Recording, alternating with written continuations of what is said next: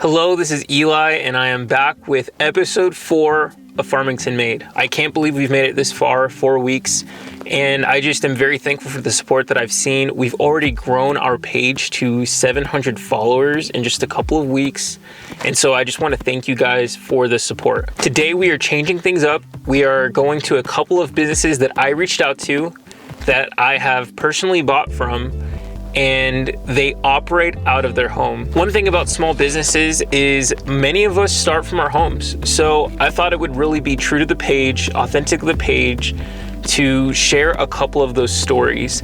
And I started with people I know, mainly because I didn't want to startle people. I didn't want to just knock on random people's doors. And I just wanted to maybe use this more as a way to inspire people to start their own business as well. It doesn't matter where you start, and you'll get that from this episode. It doesn't matter where you start, it just matters that you try and that you start it somehow. Today we're going to be highlighting a couple of those businesses. Let's jump right into it.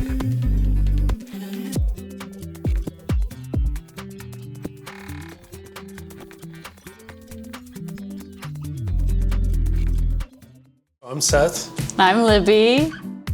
And our business is Neighborhood Coffee Co. So we're a mobile coffee company. We do pop-ups in the areas, we do weddings, we do corporate events, private events. So we've been in business for about 4 months now. We were thinking about doing like a location, like a coffee shop kind of thing, because we started doing it out of our front window, just giving it to neighbors and people in the community. We decided we wanted to be more in the community, so that's why we decided to go mobile with it.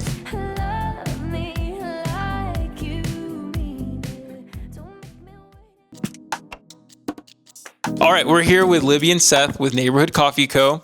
And again, we're just doing a series visiting some of our friends' homes that started a business.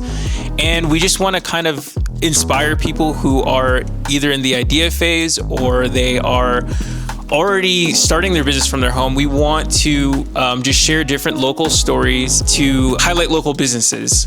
And so we'll get right into the interview. So what is maybe something somebody misunderstands about what you guys do? We get on Instagram all the time when people see our posts like, where are you gonna be or where are you located? And I think people misunderstand, like, we have to be invited to a location to go to a location. And so it's events only. So we named it Neighborhood because we're bringing our neighborhood to you. We will be wherever you want to be.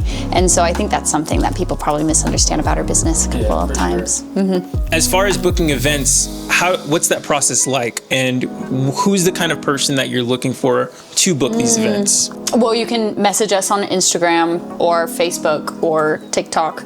But you can also, we have a website. You can go to our website and book, or you can just call us and we're able to book online. It's a pretty easy process. Or you can just come talk to us at any of our other events and we can book right then and there. So. Awesome. Is there any events that you guys are planning on being at? This Valentine's Day, we're going to set up at Casablanca, and we're going to give free drinks to anybody who's staying there. And then anybody else who wants drinks, they can swing by and just come. We're going to do little Valentine's Day packets for everyone. And so, yeah, Casablanca on the 14th of February. Do you guys have your menu items of what to expect when you get there? We do very interesting flavors. I think we're doing a lemon poppy seed that we've kind of figured out. We've also doing an Earl Grey latte, probably a lavender honey latte. Oh, and a brown sugar orange latte. Out of every single, opportunity or dream out there, what made you guys decide a coffee cart? I think coffee is something that we've been super interested in. We both worked in coffee for around 10 years. Mm-hmm. It's just, we see the value in it, bringing people together, that kind of thing. People have stopped kind of going to bars and that kind of stuff, so they're going to coffee shops, I guess, like friends. And we love to have a good time. We love to party, and I like to party. I think we want to bring that atmosphere to events. We don't want to be just drinks that we set up. We want to be an experience, and that's something that we really love about doing weddings and doing events, is that we get to bring that energy there. So we just want to be invited to everything. That's why we started this business. Just kidding. What would make you guys, I guess, different from other coffee places here in Farmington? I think for us, like she said earlier, we're wanting to do a lot of experimental drinks. So I think that sets us apart, and also just being mobile and being wherever you need us to be, basically. You don't have to go to like Starbucks or Durango Joe's. You can just invite us to your stuff. And we bring the setup. I think whenever people do like catering services, coffee shop catering services, it's more of like jugs of coffee. We're able to bring our entire setup and do specialty coffees right in front of you. But I also think we have a local roaster, Sunflower Coffee. She does all of our roasting, which sets us apart from a lot of coffee shops in the area, but we also do all of our own syrups and everything. So everything's homemade and local, which is what we love to do. So What are some things that you maybe didn't expect along the journey? What are some difficulties that you faced in the process of starting this? I think because we're mobile, I wasn't expecting to have as many regulars as we do. People just show up to all of our events and they're like, we didn't even know this event was going on until we saw you guys post about it and that you were going to be here. So it was cool to see, like, I guess our own little community develop, because I think because we do a lot of private events, it was like kind of a one and done. I think one of the big challenges we have, because we are mobile and we don't have a set location, people don't just like, we don't get that advertising of just having a sign on the side of the road. We're really having to put ourselves out there, and a lot of it is social media, because that's where people go now to find stuff and do things. And then it's been a lot of word of mouth as well. Like I said, our regulars will talk to other people and they'll start coming to events and booking us at weddings and that kind of thing. I think when we started doing things like social media and advertising, even doing things like this, like when we started doing those things, I think for me, I was so embarrassed to start doing that.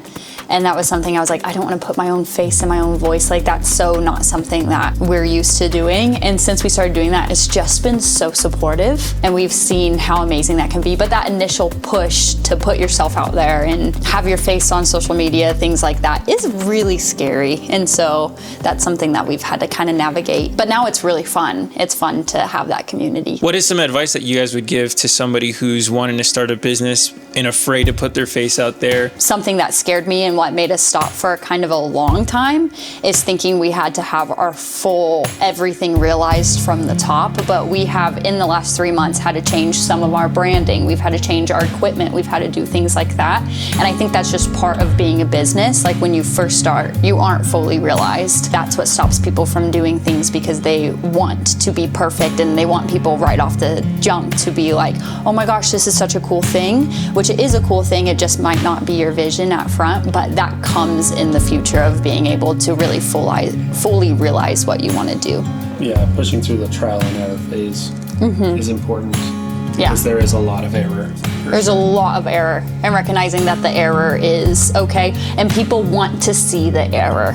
People want to see the authentic problems you have, and posting that to social media and being like, because our grinder broke immediately, like our first one broke as soon as we got this here. We couldn't get things started, and people loved seeing that we're real people. We're not just starting this and it's perfect. They love going through the journey of building a business with you. If you had $20,000 to start your business today, would you change your approach? Would you just get the building? Would you still go through the process of starting it mobile? Like, hindsight's 2020. I think we would have missed out on a lot of the lessons that we learned from the mistakes we made. Like, we had, when we first started, a huge, ugly table, and setting that up was such a burden. And like, moving on to even just this cart, we wouldn't have had the experience of like, oh, we know what we don't want. I think we would have started, probably with nicer things, but we still would have gone mobile.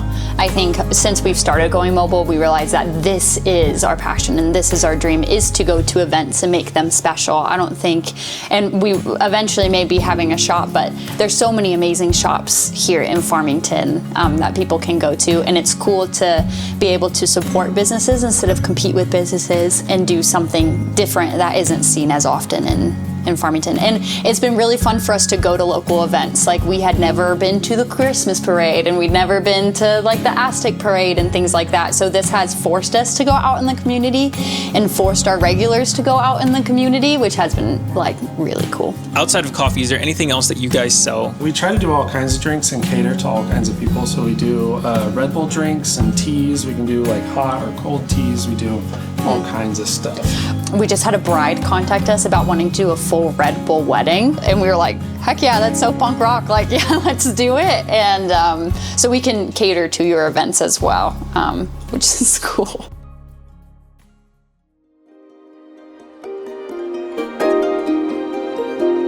I was an educator for 10 plus years, and I decided not to do that and start my own business. And that was growing.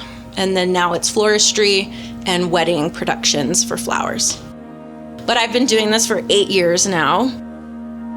So the first 3 years were me just really bootstrapping it. I was in the dirt. I was trying to get beautiful blooms out to everybody.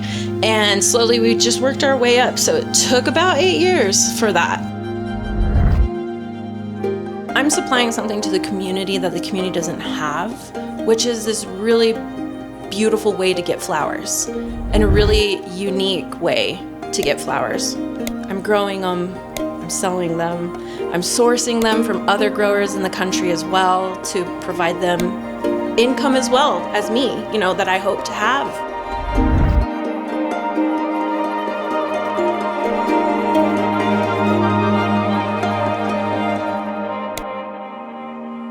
Tell us who you are and what your business is. Well, hola, you guys. It's Megan with Calabacita Senorita. You'll see that on our Instagram a lot when I introduce myself. But I'm a flower farm and florist shop. So what we do throughout the grow year is we supply and grow ourselves our own flowers to use in our designs.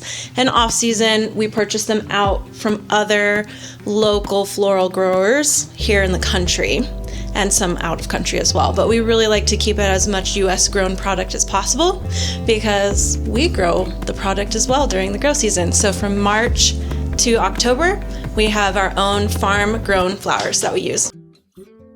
For us here in New Mexico, there's nothing growing unless you have a large greenhouse that is heated and supplemental lighting.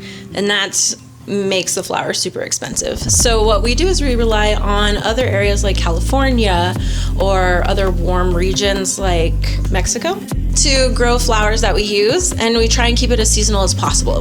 The designs that we use are going to be cool flowers during this time of year. So ranunculus, anemones, and other things that like it a little colder and are still happy to bloom. We like to provide specialty flowers instead of just standard florist goodies, even though they're great, but we like to make sure we have specialty blooms here at all times. For like the bride who's trying to plan a wedding in New Mexico this season, what are some things that they might be unsure of? How do I get flowers here? Contact your florist, whoever it be. If it be me, that would be awesome. But your florist will be able to tell you the seasonality of flowers. And we don't like to promise a bloom. We like to promise a color palette because that's going to expand so many options for the bride that they might not have even considered when they were looking for flowers. If you come in, ask us, when can I have a wedding around this flower? I can let you know because we're skilled in growing it and we're skilled in sourcing it, and we can tell you when. We can accommodate to anything, really. Grow season is best because you can source local blooms as much as possible, and that's what we encourage. So May through October, great times. Flowers are blooming all the time. But if you want dahlias, August through October. If you want peonies, May through like the end of May.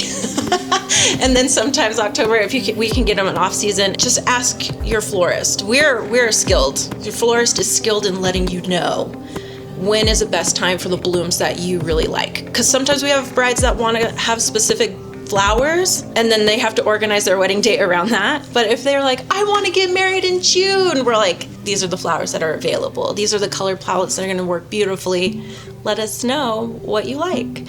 What would you say to somebody who's young, starting a brand new business, and they think that they have to have this whole perfect space and plan ready? What would you say to them? I mean, I didn't have any of this when I first started. It was literally in my house, in my office, and I had flowers everywhere. I had a little cooling unit to cool the room as cold as possible.